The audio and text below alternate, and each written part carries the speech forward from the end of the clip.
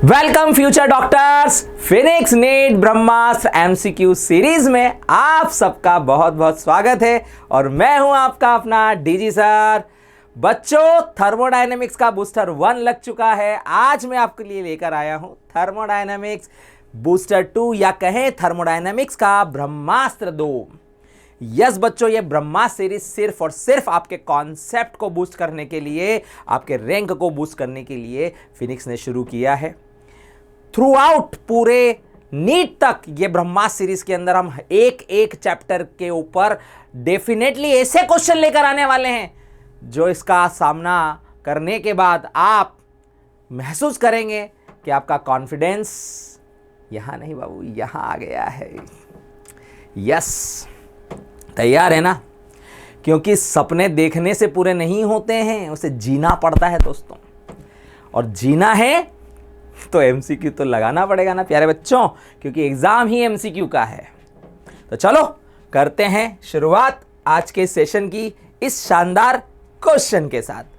प्यारे बच्चों, कभी कभी एनटी हम पर मेहरबान हो जाता है और बहुत ही आसान सा क्वेश्चन लेके आता है। हो सकता है कि आपकी किस्मत का पिटारा खुल जाए और थर्मोडायनामिक का एक शानदार सरल सा क्वेश्चन आपके सामने आ जाए। क्वेश्चन है कि internal energy of an ideal gas depends. तो प्यारे बच्चों, इंटरनल एनर्जी जो होती है प्यारे बच्चों, वो और सिर्फ टेम्परेचर पर डिपेंड करती है।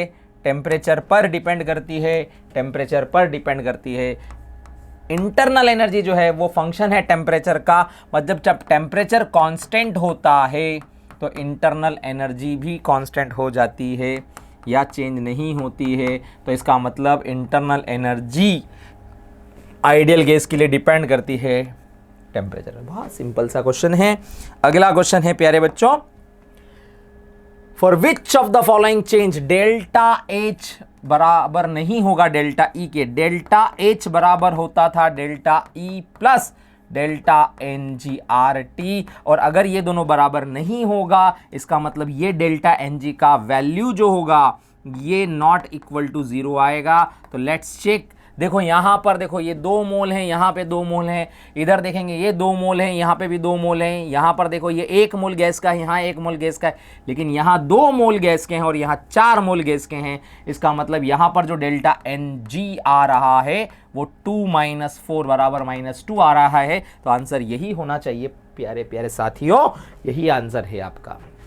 चलो प्यारे प्यारे नन्हे मुन्ने शिकारियों, अगला क्वेश्चन देख लेते हैं कि internal energy change during a reversible isothermal word लिखा है एक्सपांशन। जब भी आइसोथर्मल आ गया मतलब टेम्परेचर कांस्टेंट हो गया, और अभी हमने कहा था कि जब भी टेम्परेचर कांस्टेंट हो तो इंटरनल एनर्जी में कोई चेंज नहीं होगा। तो आंसर 0 आएगा। आगे बढ़ते हैं और शिकार कर लेते हैं इस क्वेश्चन का। और ये क्वेश्चन कह रहा है कि at constant temperature pressure which one of the following statement is correct for the reaction. एक रिएक्शन दिया गया है प्यारे बच्चों, तो हमें यहां पर देख लेना है कि इसके अंदर डेल्टा एन जी जो आ रहा है 1 - 1.5 बराबर -0.5 आ रहा है, -0.5 आ रहा है, मतलब ये माइनस में आ रहा है। इसका मतलब ये हुआ कि डेल्टा एच जो होगा वो लेस देन डेल्टा ई आएगा। मतलब आंसर हमारा थर्ड आना चाहिए। और नीट में इस इक्वेशन के ऊपर बहुत क्वेश्चन आते हैं, तो इसे हमें अच्छे से कंप्लीट कर लेना चाहिए। और अगला क्वेश्चन है कि फॉर स्ट्रेच, अगर हम रबर को देखें तो रबर एक अमॉर्फस सॉलिड होता है। अमॉर्फस सॉलिड को अगर हम स्ट्रेच करेंगे तो वो ऑर्डर में आ जाएगा, डिसऑर्डर्ड से ऑर्डर्ड हो जाएगा, मतलब उसकी रैंडमनेस डिक्रीज हो जाएगी, तो उसकी एंट्रोपी भी डिक्रीज हो जाएगी। जब रैंडमनेस डिक्रीज होती है तो एंट्रोपी भी डिक्रीज कर जाएगी।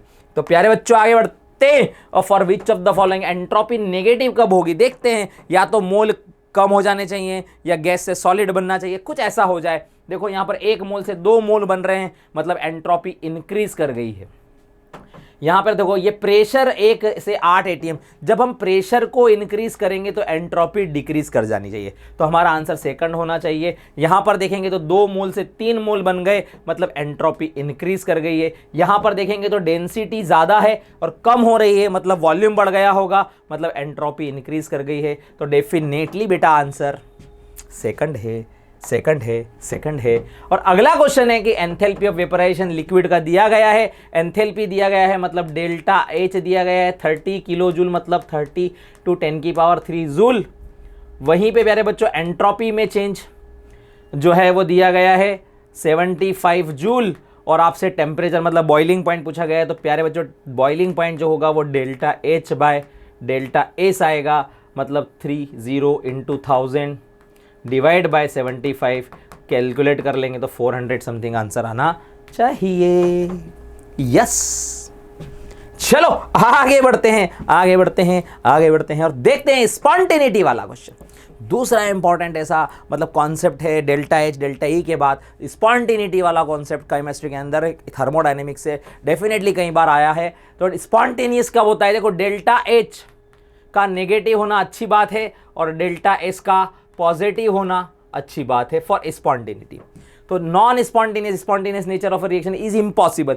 अगर मान लो डेल्टा एच पॉजिटिव हो जाए, उल्टा हो, और डेल्टा एस बेटा नेगेटिव हो जाए, ये सिचुएशन आ जाए, तो ये नॉन स्पॉन्टेनियस की कंडीशन बन जाती है, नॉन नेचुरल रिएक्शन हो जाती है। ये मतलब आंसर 4 आना चाहिए। चलो आगे बढ़ते हैं और अगला क्वेश्चन है, आपके एक एक कॉन्सेप्ट को हम यहाँ पर रिवाइज कर रहे हैं, इन एमसीक्यूज के जरिए बूस्ट कर रहे हैं। थर्मोडायनेमिक्स एक बहुत ऐसा चैप्टर होता है जहाँ बच्चे एंड तक उन्हें लगता रहता है कि नहीं हो पाएगा, लेकिन मेरा दावा है, मेरा वादा है आपसे, ये सीरीज कर लीजिए, आपसे हर एक क्वेश्चन एग्जाम में ऐसा लगेगा अरे ये तो मुझे बहुत अच्छे से आता है। बस यही कॉन्फिडेंस से अगर आप पहुंचेंगे तो डेफिनेटली 650, 660, 670 जो मन में स्कोर लेके आप गए हैं एग्जाम में, वो डेफिनेटली आपको अचीव हो जाएगा। क्योंकि केमिस्ट्री एक ऐसा सब्जेक्ट होता है जहां पर बच्चा अच्छे से स्कोर कर सकता है। बायोलॉजी का स्टूडेंट बायोलॉजी में तो हमेशा से ही स्ट्रांग होता है, अगर उसका केमिस्ट्री वाला सेशन जो है, जो मिड में अटेम्प्ट करता है, अगर वो बहुत अच्छा जाता है, तो वो कॉन्फिडेंस के साथ जब फिजिक्स अटेम्प्ट कर रहा होता है तो डेफिनेटली वो फिजिक्स को भी अच्छा अटेम्प्ट कर पाता है। अक्सर ऐसा देखने को मिलता है, ज़्यादातर बच्चे यही स्ट्रेटजी फॉलो करते हैं। तो हमारा केमिस्ट्री वाला जो सेशन है बहुत अच्छा जाना चाहिए नीट के अंदर। तो चलिए उसे अच्छी उम्मीदों के साथ आगे लेके चलते हैं। The difference between the heat of reaction at constant pressure and constant volume. Heat at constant pressure होती है एंथैल्पी चेंज, और हीट एट कांस्टेंट वॉल्यूम होता है इंटरनल एनर्जी चेंज, और दोनों का डिफरेंस बराबर होता है डेल्टा NGRT। वंस अगेन यही वाला इक्वेशन आ गया। अब इस इक्वेशन को अगर हम इस डिफरेंस को निकालना चाहते हैं तो यहाँ पर डेल्टा NG का वैल्यू कैलकुलेट कर लेंगे। तो यहाँ पर ये तो लिक्विड है, ये लिक्विड है, ये गैस है, ये गैस है। 12 - 15 करेंगे बेटा तो ये -3 आ जाएगा, मतलब आंसर माइनस में आना चाहिए। R का वैल्यू 8.314 और T का वैल्यू 25 डिग्री सेल्सियस 298, और डिवाइड बाय आपको 1000 जरूर कर देना है क्योंकि आंसर किलो जूल में पूछा है। तो आंसर कैलकुलेट करेंगे तो मेरे प्यारे प्यारे फ्यूचर डॉक्टर्स यही आंसर आएगा, फर्स्ट आंसर आएगा। और चलो आगे बढ़ते हैं, है ना। अपने आप को व्हाइट एप्रिन में देखना शुरू कर दीजिए। बहुत तेजी से व्हाइट एप्रिन आपकी तरफ चला आ रहा है, बस उसे गले लगा लीजिएगा, उसे सीने से लगा लीजिएगा, अपने सपनों को साकार कर लीजिएगा 2026 में। और 2026 में अगर अपने सपने साकार करना चाहते हैं तो इसीलिए तो लाए हैं आपका फिनिक्स नीट ब्रह्मास्त्र MCQ सीरीज। फिनिक्स नीट ब्रह्मास्त्र MCQ सीरीज वो अस्त्र है जो बिल्कुल आपको नीट 2026 को क्रैक करके देगा। तो चलो बढ़ते हैं आगे, और यहां पर बेटा सेम उसी टाइप का कोई रिएक्शन दिया गया है। और जरा ध्यान से देखो कि जब मैं इस रिएक्शन को कंप्लीट करता हूं तो इतनी एनर्जी लिबरेट कर रहा है। Which of the following quantity of heat release when he be evolve when 39 gram of. तो जरा आप ध्यान से देखो कि C6H6, इसका अगर मैं मोलर मास निकालता हूं तो बेटा ये 78 ग्राम आता है। तो जब मैं 78 ग्राम को अगर मैं बर्न करता हूं तो मुझे -3264.6 किलो जूल की एनर्जी मिलती है। तो अगर सोचो मैं 39 ग्राम को अगर हीट कर दूं तो इसका आधा हो जाना चाहिए, -3264.6 डिवाइड बाय 2, मतलब इसका आधा हो जाना चाहिए। तो मुझे आधा तो यहीं दिख रहा है हीट। सर यहाँ साइन माइनस क्यों नहीं दिया है? क्योंकि यहाँ इवॉल्व वर्ड आ गया है ना, रिलीज वर्ड आ जाता है, रिवॉल्व वर्ड आ जाता है, तो कभी कभी यहाँ पर ऑप्शन में माइनस साइन नहीं दिया जाता है। तो टेंशन नहीं लेने का और आगे बढ़ने का। प्यारे प्यारे प्यारे प्यारे साथियों, standard enthalpy of formation of carbon monoxide and carbon dioxide the heat of combustion when 1 mole of graphite is. देखो कार्बन का ग्रेफाइट बर्न करा ऑक्सीजन की प्रेजेंस में, कार्बन मोनोऑक्साइड और कार्बन का ही ग्रेफाइट फॉर्म लिख देते हैं यहाँ पर, ग्रेफाइट फॉर्म अगर मैं बर्न कर रहा हूँ और ऑक्सीजन की प्रेजेंस में बर्न करके कंप्लीट कंबशन कर दूं और CO2 मिलती है, ये वाली एनर्जी है -110 और ये वाली एनर्जी है -394। अब अगर आपको पूछा गया है the heat of combustion of 1 mole of graphite, तो जब मैं कंबशन करता हूं कार्बन का तो कार्बन डाइऑक्साइड बननी चाहिए। यही रिएक्शन हीट ऑफ कंबशन की भी रिएक्शन है। ग्रेफाइट के कंबशन की रिएक्शन और कार्बन डाइऑक्साइड के फॉर्मेशन की रिएक्शन दोनों सेम होती है, तो दोनों की हीट भी सेम होगी। मतलब ये आंसर होना चाहिए 394 kilo joule. Answer 394 kilo joule होगा। आपको उलझाने के लिए ये क्वेश्चन ऐसा दिया गया है कि दो रिएक्शन दे दी गई हैं, आप इधर उधर करके कुछ गड़बड़ कर दें, इसीलिए इस तरह का क्वेश्चन दिया गया था। Standard molar enthalpy of formation, देखो उसी का डेफिनेशन है CO2 is equal to standard. तो मैंने अभी बताया कि कार्बन के ग्रेफाइट फॉर्म को अगर आप बर्न कर दें तो वो CO2 बन जाता है। इसका मतलब the standard molar enthalpy of combustion of graphite. चलो बच्चों आगे बढ़ते हैं। अगला क्वेश्चन है, एक रिएक्शन सी दी गई है, एंथैल्पी दिया गया है 680 kilo calorie, the weight of CO2 produced when 170, मतलब यहाँ ग्लूकोज को अगर हम बर्न करें तो ग्लूकोज को बर्न करें तो हीट निकल रही है आपके पास 680 किलो कैलोरी की हीट निकल रही है। तो प्यारे प्यारे बच्चों की CO2 कितना प्रोड्यूस होगा, तो यहाँ पर देखो 6 मोल CO2 का प्रोड्यूस हो रहा है ना।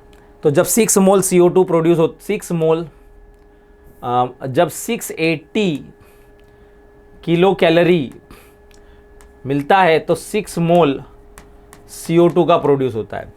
वहीं पे अगर 170 हो तो ऑब्वियसली 6 इंटू 170 डिवाइडेड बाय 680, इसको इससे कैंसिल कर देंगे, 4 आएगा। 6/4 इंटू मोलर मास 44 होता है, ये मास ऑफ CO2 हमें दे देगा, तो इसको कैलकुलेट कर लेंगे तो ये 66 ग्राम आ जाना चाहिए। अपनी स्पीड को भी बना के रखना है क्योंकि अभी हमारा एक एक सेकंड कीमती है प्यारे बच्चों। तो प्यारे प्यारे नन्हे मुन्ने मेरे फ्यूचर के डॉक्टर्स, देखो प्यारे बच्चों, enthalpy of neutralization which of the following acid and base is nearly, देखो ये वाली एनर्जी नियरली तब मिलती है जब आपके पास एक स्ट्रॉन्ग एसिड और स्ट्रॉन्ग बेस रिएक्ट करता है।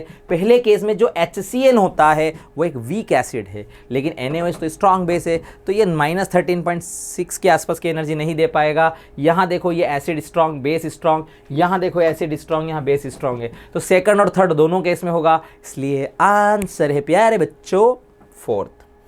आगे बढ़ते हैं।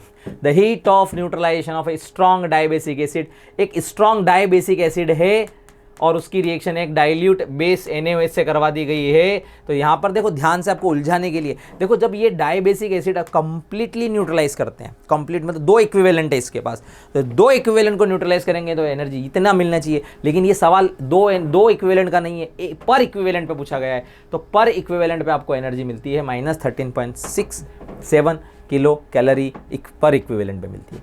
एक इक्विवेलेंट H+ आयन और एक इक्विवेलेंट OH- आयन जब न्यूट्रलाइज होता है और पानी बनाता है तो ये एनर्जी लिबरेट करता है। चलो आगे बढ़ते हैं, है ना। H2 की रिएक्शन Cl2 से करवा दी गई है और HCl बनाया गया है, और ये हाफ और ये हाफ से HCl बना है, और इस रिएक्शन का जो एंथैल्पी है वो -90 किलो जूल है। तो मेरे प्यारे बच्चों, इसकी बॉन्ड एनर्जी सबट्रैक्ट करेंगे इसकी बॉन्ड एनर्जी, तो इसकी बॉन्ड एनर्जी मतलब बॉन्ड एनर्जी ऑफ हाइड्रोजन का आधा plus half bond energy of chlorine, दोनों को सम कर दें और सबट्रैक्ट कर दें किससे, बॉन्ड एनर्जी ऑफ HCl से, तो ये हमें -90 किलो जूल मिलना चाहिए। तो हमें एक्चुअली में HCl की बॉन्ड एनर्जी कैलकुलेट करना है, मतलब हमें ये कैलकुलेट करना है।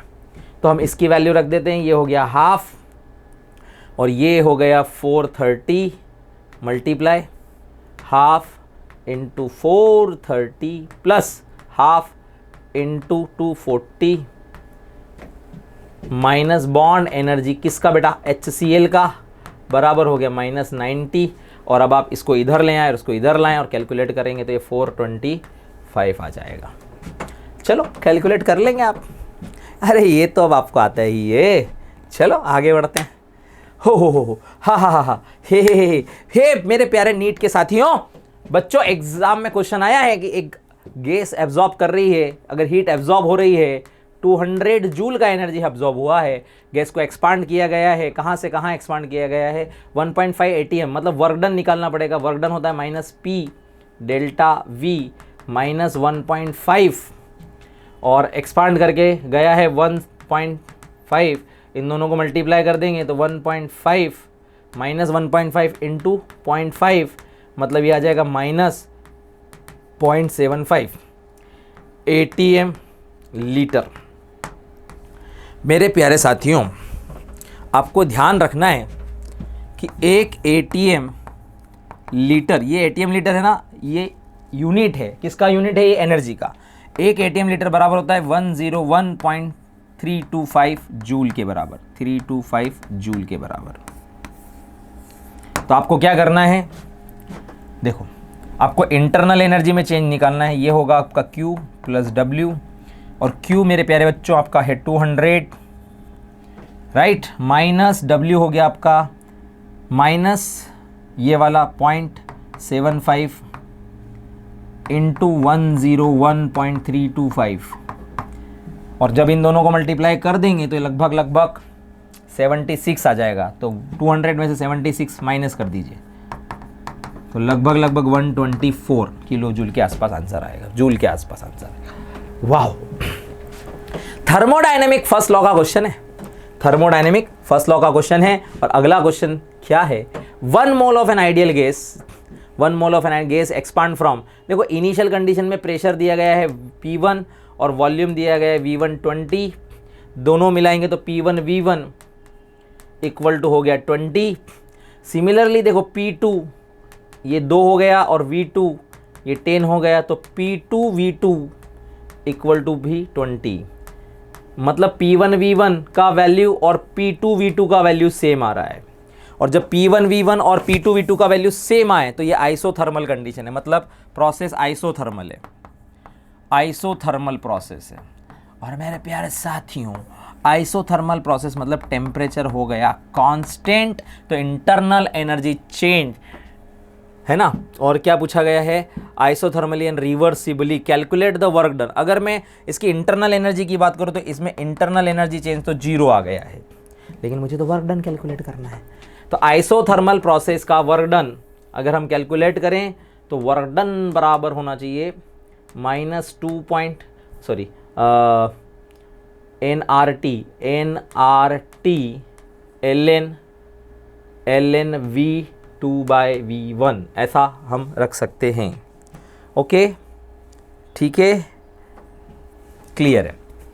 अब मेरे प्यारे साथियों देखो, by PV equal to NRT से चलें तो प्रेशर, किसी भी कंडीशन में प्रेशर और वॉल्यूम को अगर मल्टीप्लाई करें तो प्रेशर वॉल्यूम का वैल्यू है 20, N का वैल्यू 1 इंटू RT, मतलब RT का वैल्यू हो गया 20, तो यहाँ पे W बराबर माइनस इसका वैल्यू हो गया 20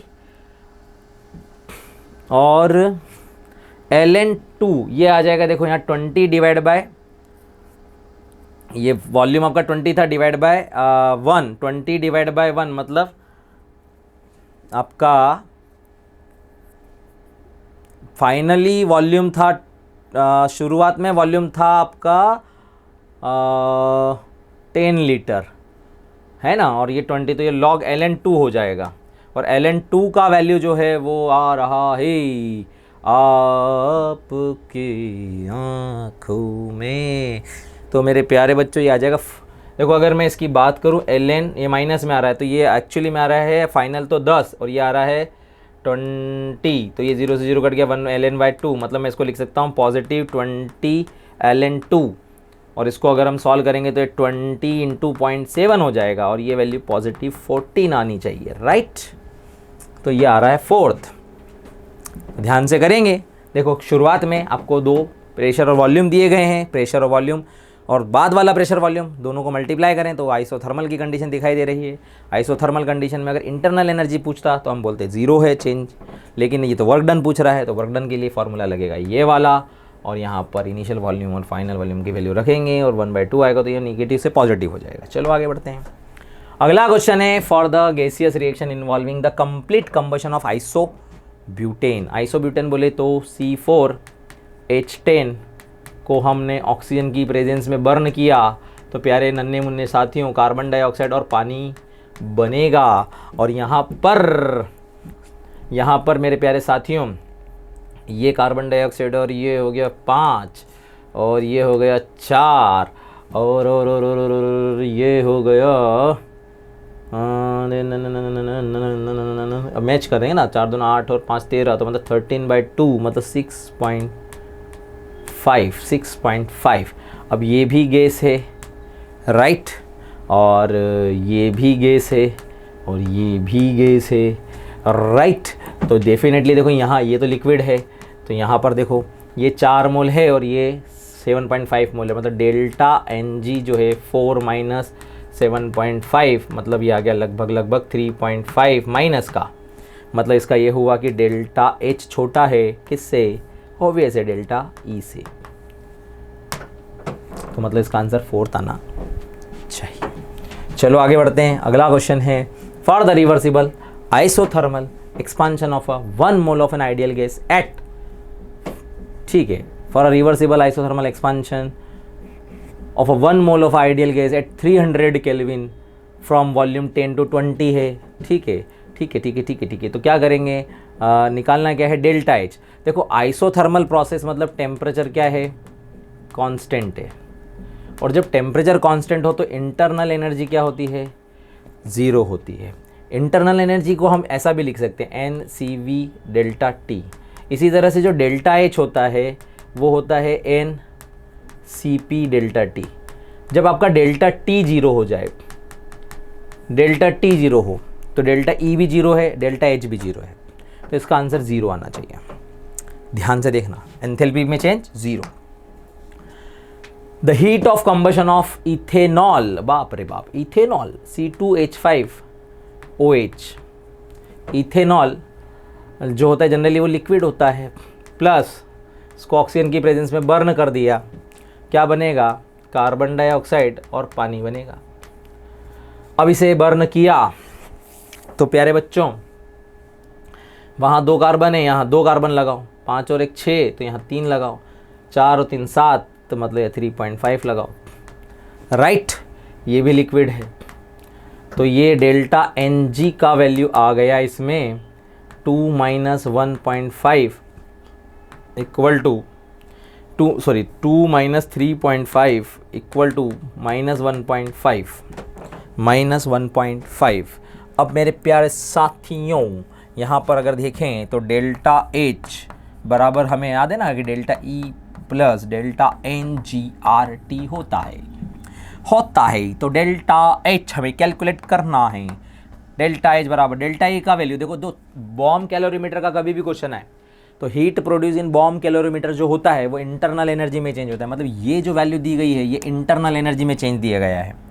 तो मेरे प्यारे बच्चों ये हो जाएगा -670.48 और ये प्लस और ये वाला माइनस तो पहले से आ रहा है तो माइनस, अब ये माइनस और हमारा बजाज क्या आ गया हमारा -1.5 इंटू आर का वैल्यू, क्योंकि ये कैलोरी में चल रहा है तो आर का वैल्यू 2 रख देंगे और ये 25 डिग्री सेल्सियस है तो इसको इंटू 298 और इन सबको डिवाइड कर देंगे हम 1000 से राइट। और जब हम इसे 1000 से डिवाइड करेंगे तो लगभग देखो ये मान के चलते हैं 300 हो गया तो 300 इंटू 2 मतलब 600 हो गया और 600 को 1.5 से मल्टीप्लाई करेंगे तो लगभग ये 900 हो जाएगा और 900 डिवाइड बाय 1000 करेंगे तो लगभग ये 0.9 हो जाएगा और इस 0.9 का इसमें ऐड कर देंगे तो ये हो जाएगा -670 -0.9 किलो कैलोरी, ये आंसर आना चाहिए। तो इनको अगर ऐड कर सॉरी 670.48 -0.9 अगर अपन ऐड कर दें तो ये 71 और इसमें कुछ ऐड हो जाएगा तो ये 0.08 ये समथिंग बनेगा राइट। आया, देखो आगे बढ़ते हैं। अगला क्वेश्चन है कि H2 + Cl2 H2 plus Cl2, H2 plus Cl2 को अगर हम ट्वाइएसिल गैसेस में बनाएं, राइट, तो x किलो जूल की एनर्जी लिबरेट हो रही है। मतलब यहाँ पे डेल्टा H1 का वैल्यू है minus x kilo joule, minus x kilo joule. वहीं पे डेल्टा H2 जो वैल्यू है, जब मैं उसे लिक्विड में लेके जाऊंगा तो ये हो जाएगी minus Y kilo joule, right. अब देखो ध्यान से देखोगे तो डेफिनेटली इस प्रोसेस में x किलो जूल अमाउंट है, और ये अगर हम इसको गैस को और आगे ले जा रहे हैं, मतलब मैं HCl गैस को एग्जैक्टली HCl क्या कर रहा हूँ, लिक्विड में कन्वर्ट कर रहा हूँ, मतलब मैं इसको कंडेंस कर रहा हूँ। तो जब मैं गैस को कंडेंस करूँगा तो हीट और ज़्यादा रिलीज होगी, मतलब y की वैल्यू क्या है, ग्रेटर होनी चाहिए, मतलब ये ज़्यादा हीट है, तो इसका मतलब y का वैल्यू जो है वो ग्रेटर होना चाहिए x से, मतलब आंसर सेकंड होना चाहिए। समझे आप, समझ गए, बिल्कुल। जब भी हम गैस को कंडेंस करते हैं तो हीट रिलीज होती है, क्योंकि बॉन्ड का फॉर्मेशन हो रहा है, वो नज़दीक आ रहे हैं, हीट रिलीज हो रही है, तो इसका मतलब y अमाउंट ऑफ हीट ज़्यादा मिलेगी, तो x से x amount of heat come release हुई, और y अमाउंट ऑफ हीट ज़्यादा है, तो x छोटा है, y बड़ा है। The formation of enthalpy of carbon dioxide, carbon monoxide and H2O is this. इस रिएक्शन में दिया है, तो हमें पता है कि एंथैल्पी ऑफ रिएक्शन अगर हमें निकालनी है तो हम क्या करेंगे, enthalpy of product minus enthalpy of reactant करेंगे।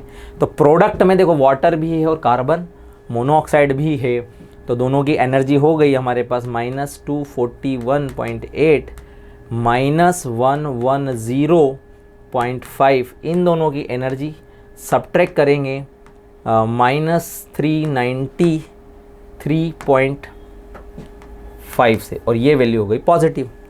जब इस वैल्यू को पूरा सॉल्व करेंगे तो ये पॉजिटिव और ये नेगेटिव मिलाएंगे, तो ये आंसर लगभग सेकंड आ जाना चाहिए। देखो आप थोड़ा सा ध्यान से देखो, तो ये 241 है, 100 ऐड करेंगे तो 341, 351 है, 351 नेगेटिव है और 393 पॉजिटिव है, तो ऑब्वियसली ये वैल्यू बड़ी दिख रही है, तो ऑब्वियसली पॉजिटिव आना चाहिए। चलो आगे बढ़ते हैं। Enthalpy of formation of compound is, जब भी हम किसी कंपाउंड को फॉर्म करते हैं तो जो हीट होगी वो मे बी एब्जॉर्ब हो सकती है और मे बी रिलीज हो सकती है, दोनों हो सकती है। एंथैल्पी ऑफ फॉर्मेशन जो है वो पॉजिटिव भी हो सकता है, नेगेटिव भी हो सकता है, दोनों हो सकते हैं। एंथैल्पी ऑफ कंबशन होती है, एंथैल्पी ऑफ कंबशन हमेशा नेगेटिव होती है, एंथैल्पी ऑफ कंबशन हमेशा नेगेटिव होती है, लेकिन formation may be positive may be negative हो सकती है। आगे बढ़ते हैं। एक पर्सन है 2870 किलो कैलोरी की एनर्जी उसे रोज़ लगती है, और अगर उसे शुगर खिलाई जाए तो इतनी एनर्जी लिबरेट होती है ना। तो मतलब शुगर का जो वेट होता है वो कितना होता है, 3 फुट। शुगर का फार्मूला क्या है, C12H22O11। इसका मॉलिक्यूलर वेट होता है 342 ग्राम। तो अगर मैं 342 ग्राम, देखो ध्यान से, अगर मुझे मतलब इतना एनर्जी चाहिए, मतलब अगर मुझे 1349 एनर्जी चाहिए किलो कैलोरी में, तो मुझे 342 ग्राम की क्या लेनी पड़ेगी, शुगर। और अगर मुझे 2870 किलो कैलोरी चाहिए तो बता सो कितना होगा, तो 2870 इंटू 342 डिवाइड बाय 1349। ऑब्वियस इसको मैं कैंसिल करूँगा, 2.2 समथिंग कुछ आएगा, तो ये ऑब्वियस है 2 पॉइंट मतलब इसका डबल, इसके डबल से भी थोड़ा ज़्यादा होगा, तो डेफिनेटली डेसिमल में तो आंसर आएगा नहीं, और ये 342 तो आएगा नहीं, क्योंकि इससे तो हमें इतनी ही एनर्जी मिल रही है, तो आंसर डबल से भी थोड़ा ज़्यादा है। चलो आगे बढ़ते हैं। सिर्फ आपको अवेयरनेस रखनी है, कभी कभी 4 ऑप्शन से ही आपको आंसर मिल जाते हैं, करके देखने की ज़रूरत नहीं। यही तो नीट का जादू है कि वो समय ऐसे बचाता है कि आपको कई बार ऑप्शन से ही आंसर दिखाई नहीं लगता है, बट अवेयरनेस ज़रूरी है, जल्दबाजी नहीं करना है, कॉन्शियसनेस नहीं खोना है, कॉन्सेप्ट नहीं खो देना है, दिमाग में कूलनेस भर के जाना है एग्ज़ाम के अंदर। आपके पास सब तरह के अस्त्र शस्त्र हैं, और फाइनली ये ब्रह्मास्त्र भी हम आपको दे रहे हैं। सारे शस्त्र हैं आपके पास, माँ बाप का आशीर्वाद है, गुरुजनों का आशीर्वाद है, भारत भूमि का आशीर्वाद है, उसके बाद हम आपको एक्स्ट्रा में ये फाइनली एक ब्रह्मास्त्र भी दे रहे हैं कि नीट 2026 को आप डेफिनेटली क्रैक करके ही आओ मेरे प्यारे बच्चों। तो तो शांत मन से एग्ज़ाम देना है और यहाँ से लेके एग्ज़ाम तक बिल्कुल भी डरना नहीं है। अगर आपने पढ़ाई की है, अगर आपने तैयारियाँ की है, अगर अब तक आपका रिजल्ट अच्छा आया है तो डेफिनेटली 3 मई के दिन भी आपका रिजल्ट बहुत अच्छा आएगा। आपको अपनी मेहनत पे, अपने पेरेंट्स के आशीर्वाद पे, अपने गुरुजनों के आशीर्वाद पे, इस भारत भूमि के आशीर्वाद पे विश्वास रखना है। अगर आपने कोई बेईमानी नहीं की है पढ़ाई करने में, आपने मन लगा के पढ़ाई किया है और आपने इस ब्रह्मास्त्र का भी यूज़ कर लिया, तो आपको कोई भी डॉक्टर बनने से कोई ताकत रोक नहीं सकती है। लगे रहना है, पल पल लगे रहना है। तो प्यारे प्यारे साथियों, यहाँ पर देखो आपको रिएक्शन दिया गया है। देखो HA प्लस OH माइनस, और मैं यहाँ पर दिखता हूँ H2O और A माइनस, और ऐसे ही यहाँ पर लिखा गया है H प्लस OH माइनस, और यहाँ पर लिखा गया है H2O। और ये जो एनर्जी है ये डेल्टा H1 इक्वल टू, मैं इसको यहाँ लिख देता हूँ माइनस Q1, और ये जो एनर्जी है डेल्टा H2 बराबर हो गया है Q2 माइनस Q2, राइट। मैं इस फॉर्म में लिख देता हूँ क्योंकि हीट रिलीज़ हो रही है। अब मुझे क्या करना है, डिसोसिएशन निकालना है। तो जब HA डिसोसिएट होगा तो H प्लस और A माइनस बनेगा, तो मुझे इन दोनों रिएक्शन को सब्ट्रैक्ट कर देना चाहिए। सब्ट्रैक्ट करने से ये दोनों कैंसिल, ये दोनों भी कैंसिल, और ये माइनस उधर आ जाएगा। तो बचेगा क्या इधर बेटा, HA, ये उधर आ गया तो बचा H प्लस और A माइनस। तो डेफिनेटली ये हो गए हमारी डिसोसिएशन की रिएक्शन। तो डेफिनेटली हमने क्या किया, माइनस Q1 और इसका माइनस प्लस हो गया तो प्लस Q2। तो क्या मैं इसको लिख सकता हूँ Q2 माइनस Q1? अरे क्यों नहीं लिख सकता हूँ, बिल्कुल लिख सकता हूँ, है ना प्यारे बच्चों। तो आंसर मेरा Q2 माइनस Q1 होगा। देखो एक एक क्वेश्चन को ध्यान से देखना है, जल्दबाजी नहीं करने की, तो मुझे आता है अरे बाबा एग्ज़ाम में जाकर कहीं गड़बड़ ना हो जाए, क्योंकि ये अपने लिए मान के चलना है कि ये अपने जीने और मरने का सवाल है ना। जब हमें कोई बिठा के पढ़ा रहा है, समझा रहा है, कोई ऐसी चीज़ दे रहा है जो हमारे आने वाले फ्यूचर को एक्सप्लोर कर सकती है, उसमें काम आ सकती है, तो शांत मन से बैठकर, समर्पण भाव से बैठकर वहाँ पर सुनना चाहिए। बस आपको मन को अब विचलित करने का नहीं, मन को टटोलने का नहीं, अभी इसको संभालने का वक्त आ गया है। समझे मेरे प्यारे बच्चों? तो बस, तो फिर आगे बढ़ते हैं। और अगला क्वेश्चन क्या है, the enthalpy of neutralization, HCl और NaOH को जब न्यूट्रलाइज करें तो -57 किलो जूल की एनर्जी मिली, तो हीट इवॉल्व। तो आपको ध्यान रखना है कि जो हीट इवॉल्व होती है, जो हीट इवॉल्व होती है वो क्या होती है, -57 into equivalent, total equivalent, number of equivalent, ऐसा बोले, नंबर ऑफ इक्विवेलेंट।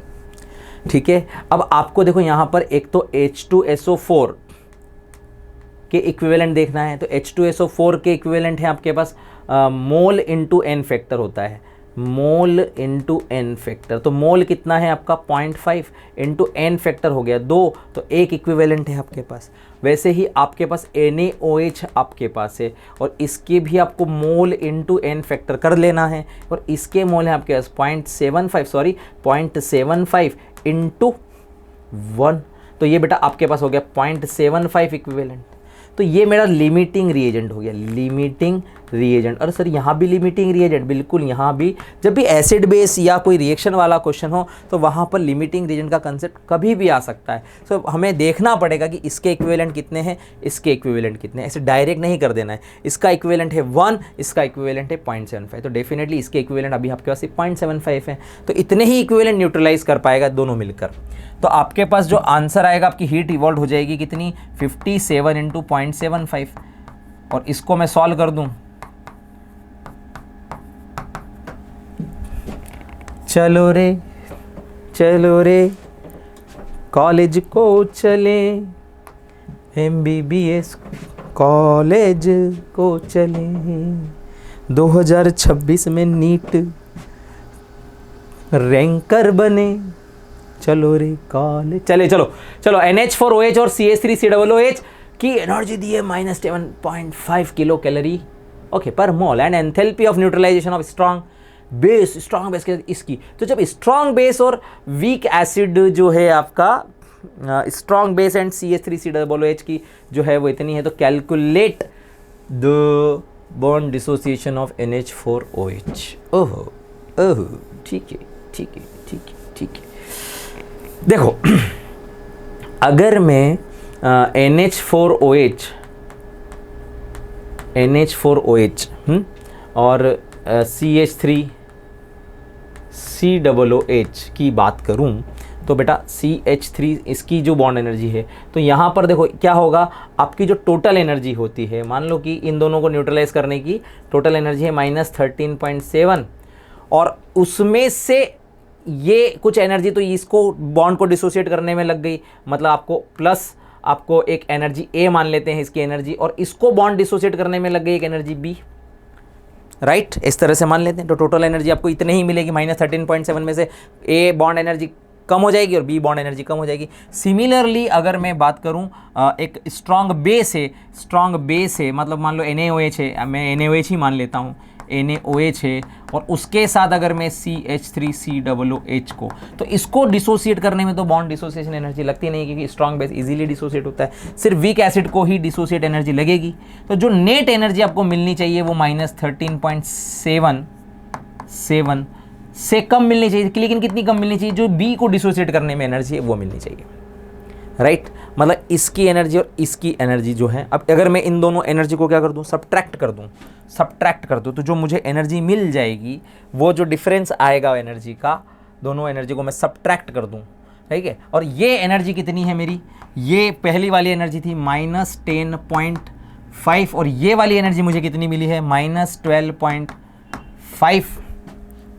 अगर मैं इन दोनों एनर्जी को सब्ट्रैक्ट कर देता हूं तो ये माइनस हो जाएगा मेरा प्लस, ये मेरा जो है ये माइनस वाला जो ये हो जाएगा माइनस, और ये माइनस हो जाएगा मेरा प्लस। अब ये B से B तो कैंसिल हो गया, ये -13.7 से ये +13.7 कैंसिल हो गया। यहाँ क्या बचा, A इक्वल टू इस 12.5 में से वो -10.5 चला गया, तो कितना बचा 2, मतलब A की वैल्यू हो गई 2।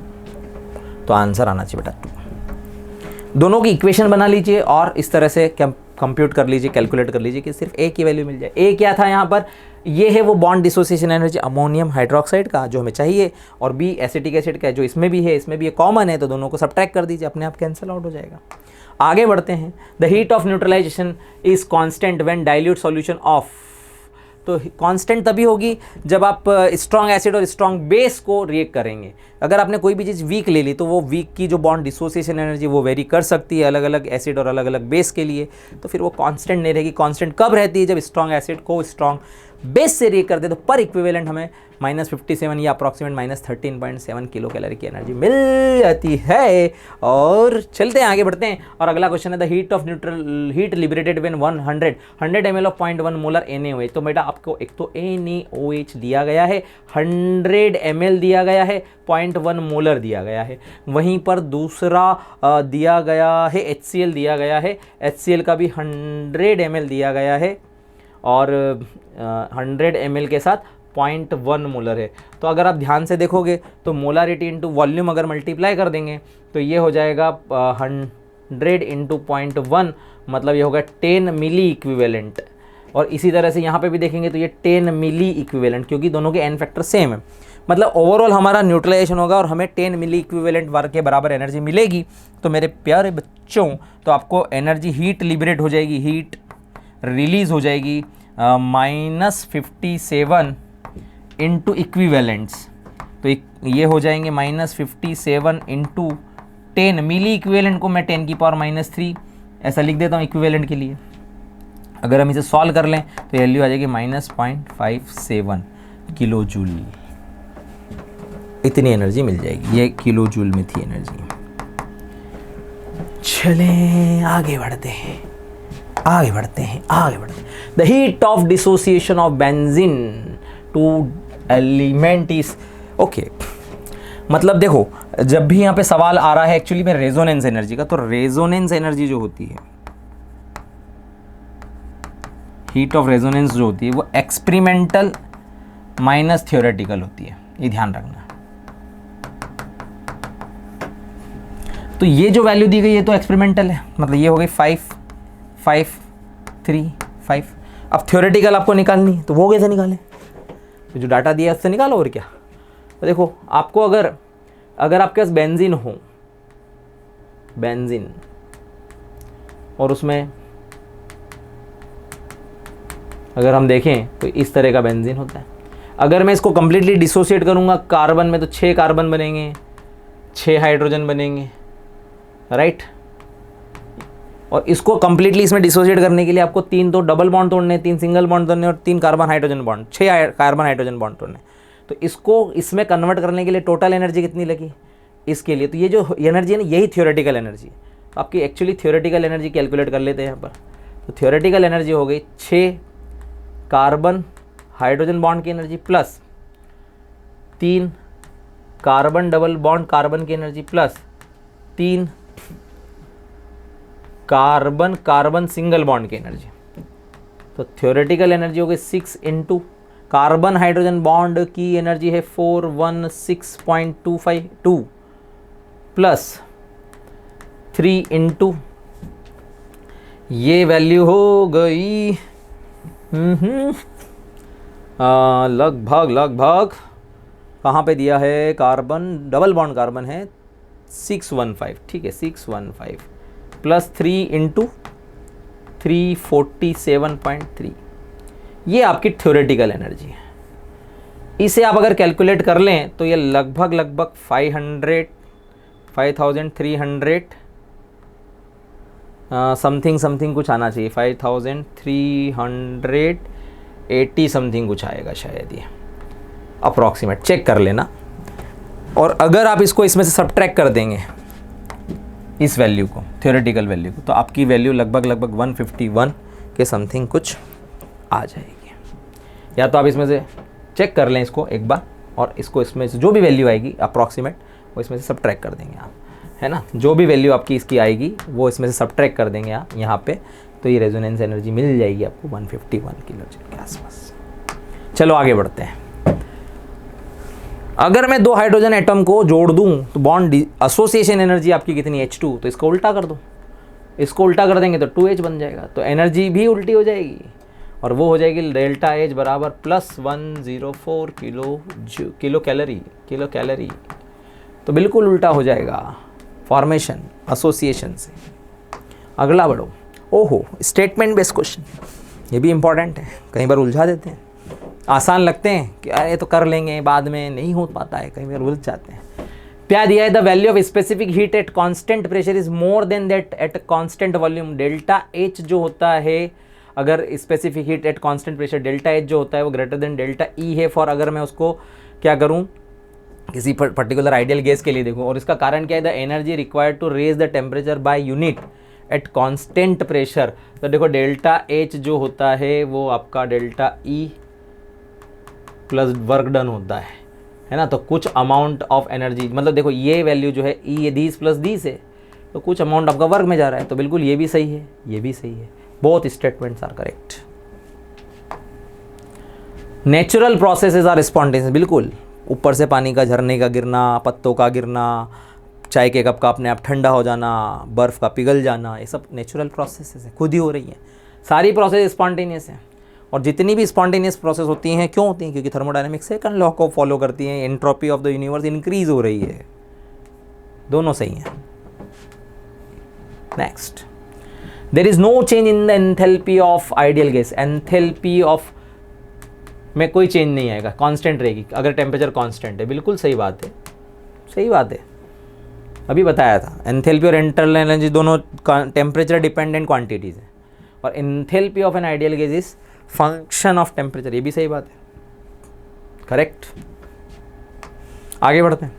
Combustion of all organic compound is exothermic, बिल्कुल combustion energy is exothermic process. Combustion is exothermic process, तो हीट लिबरेट ही होती, किसी भी चीज़ को जलाओ हीट, नहीं तो उसे कंबशन क्यों बोलेंगे। और enthalpy of element in their standard state is 0, बिल्कुल। जैसे ऑक्सीजन हो गया, या फास्फोरस हो गया, वाइट फास्फोरस हो गया, सल्फर हो गया, याद करो इन सब के लिए स्टैंडर्ड एंथैल्पी ऑफ फॉर्मेशन हमने क्या माना था? 0 माना गया है। बिल्कुल दोनों करेक्ट है। आगे बढ़ते हैं। Cp minus CV equal to R, बिल्कुल होता है, लेकिन किसके लिए होता है? आइडियल गैस के लिए होता है। किसके लिए होता है? ये आइडियल गैस के लिए होता है, सभी गैसेस के लिए नहीं होता। तो पहला स्टेटमेंट रॉन्ग, दूसरा स्टेटमेंट सही है। तो स्टेटमेंट 1 इज रॉन्ग, मतलब statement 1 is wrong, second is third. आगे बढ़ो। Catalyst does not change the gives A free energy, बिल्कुल कैटलिस्ट सिर्फ पाथ को चेंज करता है। कैटलिस्ट सिर्फ एक्टिवेशन एनर्जी चेंज कर सकता है ना।